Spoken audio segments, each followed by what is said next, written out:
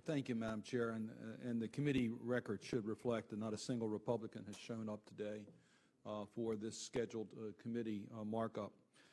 And this is very sad. We have seen over 2 months ago, the President made the nomination of Gina McCarthy to be the EPA administrator. This is a key part of the President's cabinet, and the American people deserve a confirmed administrator.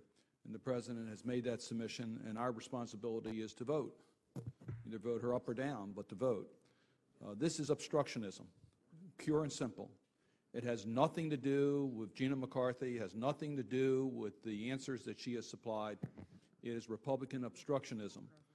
We know her. We know she's well qualified for this position. Every senator had an opportunity to meet with her, and many took advantage of that.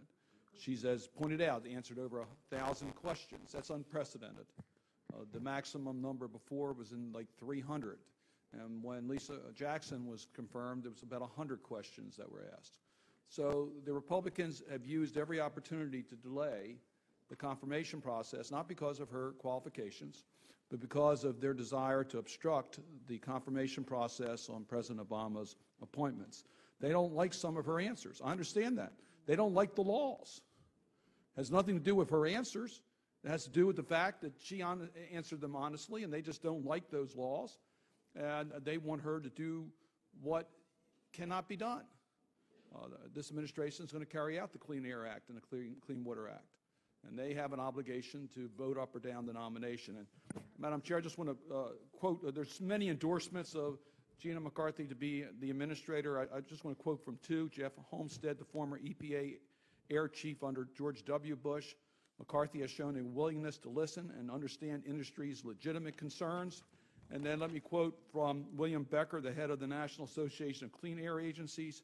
She's brilliantly honest, very fair, humorous, and incredibly hard worker. She's not an ideologue, she's a practitioner. And quite frankly, after her nomination, I listened to the comments of my Republican colleagues, and they had the nicest things to say about her. So she's worked for Democrats and Republicans. It's well past time for us to vote on this nomination. Now, Madam Chair, this has been a pattern on the Republican side of the aisle on obstructing President Obama's nominations. Yesterday, we saw in one of our committees a technical rule used to block the vote for Tom Perez to be Secretary of Labor. That was the second scheduled meeting that they had on his vote, and they used the fact that because the Senate was still in session that you couldn't have a committee hearing. So this is a pattern. This is a pattern of blocking President Obama's confirmation votes on his nominees for key cabinet positions. I know Tom Perez well.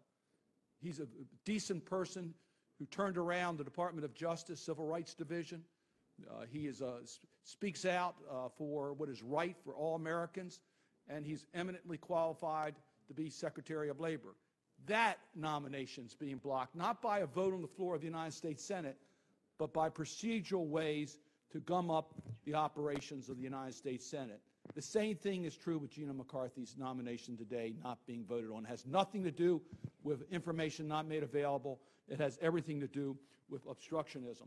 And as we saw with the majority leader's request for us to go to a conference committee with the House on the budget, again, they use procedural hurdles to block the actions on key issues here, so we can't even take up bills. So this is a pattern that we've seen. My friends who serve on the Judiciary Committee have seen how the Republicans have blocked the votes on nominations for judges, and we saw how long it takes to get a judge confirmed here, not because of the vetting process, but because of the obstructionism that the Republicans have used to block President Obama's appointments from being considered with an up or down vote on the floor of the United States Senate. Madam Chair, I remember very vividly, I was not in the Senate, but I remember very vividly when we had the nuclear option that was being considered, and we had senators who got together and said, no, we don't want this to happen. We want the Senate to act like the Senate and do its constitutional responsibility and vote on nominations. Well, we're seeing it employed by the Republicans today in a different way, by not showing up to a committee hearing as a way to block the constitutional responsibilities that we have as senators to take up nominations and to vote on nominations. This is wrong. And you want to know why some of us are going to be in favor of reforming the rules of the Senate? It's because of abuses like this that we see the Republicans deploying every day. And we have a responsibility to make sure that we carry out our responsibility. Madam Chair, we're going to do it. And we're not going to let today's failure of Republicans to show up to this committee to block the responsibilities we have as senators. Thank you, Senator.